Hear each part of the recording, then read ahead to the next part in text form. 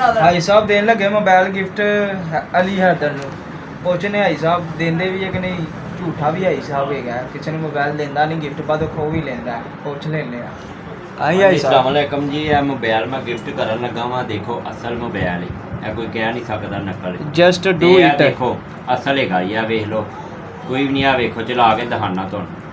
ਇਹ ਦੇਖੋ ਸਕਰੀਨਸ਼ਾਟ ਲੈ ਭਾਈ ਸਾਹਿਬ ਨੇ ਠੀਕ ਹੈ ਤੇ ਇਹ ਮੈਂ ਗਿਫਟ ਕਰਨ ਲੱਗਾ ਮਾਰੋ ਜਰਾ ਕੈਮਰਾ ਮੈਂ ਗਿਫਟ ਕਰਨ ਲੱਗਾ ਚਲੋ ਇੰਜੀ ਜਾਓ ਟੁੱਟਦੇ ਜਾਓ ਇਹ ਵੇਖੋ ਇਹ ਲੋ ਇਹ ਗਿਫਟ ਕਰ ਦਿੱਤਾ ਕੱਲ ਸਾਨੂੰ ਉਹਨੇ ਮੋਟਰਸਾਈਕਲ ਗਿਫਟ ਦਿੱਤੀ ਤੇ ਅੱਜ ਸਾਨੂੰ ਮੋਬਾਈਲ ਗਿਫਟ ਦੇ ਦਿੱਤਾ ਮੋਬਾਈਲ ਗਿਫਟ ਵੀ ਹੋ ਗਿਆ ਇਹ ਚੱਲਦਾ ਏ ਇਹ ਚੱਲ ਪਿਆ ਦੋਵਾਂ ਸਾਈਡਾਂ ਇਹ ਦਿਖਾਓ ਜਰਾ ਦੋਵਾਂ ਸਾਈਡਾਂ ਤੋਂ ਨਵਾਂ ਮੋਬਾਈਲ ਫਲਾਈਟ ਫਾਰ ਡੱਬੇ ਚ ਨਿਕਲਿਆ